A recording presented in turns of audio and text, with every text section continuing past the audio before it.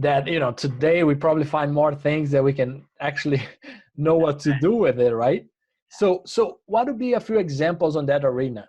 PCV3, for example, what's going on there? Yeah, well, if we're talking about more this, we are detecting more things that we are able to interpret it.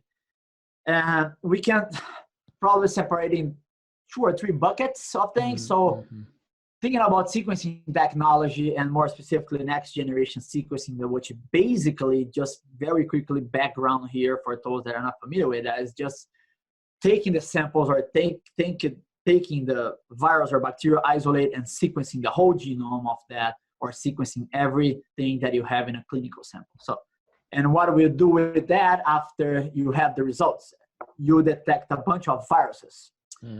And the bucket that I was going to mention, that there is the disease investigation, where you have the clinical samples. It could be tissue, nasal swabs, or whatever it is, and you sequencing everything that is in there, technically everything that is in there, and then you come up with a bunch of viruses, PCV, PRRS, you can, and even viruses that are not related with the disease. Actually, most of the viruses are not be related with the etiology of the disease that you're looking for. And most of the sequencing will be host sequencing, right? Because we are sequencing things from the pig. So the first thing, we are removing the 99% of the samples of the sequence that we got from the pig. So that will be the disease investigation bucket. You may have some lesions, but you are not quite sure what you're looking for. It might be something new, PCV3 a few years ago, or might be something that are not new, but are presenting in a different way.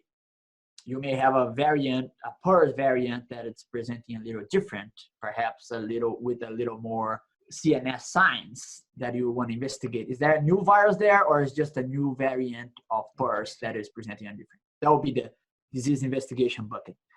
The other 2 buckets, it will be, you have a virus isolate, PRRS, flu, and you want to sequencing the whole genome of the virus to compare with the previous virus, or to starting building a database to have, instead of having a piece of the genome to compare it, and now going to the PRRS would be, or 5, now you have the whole virus.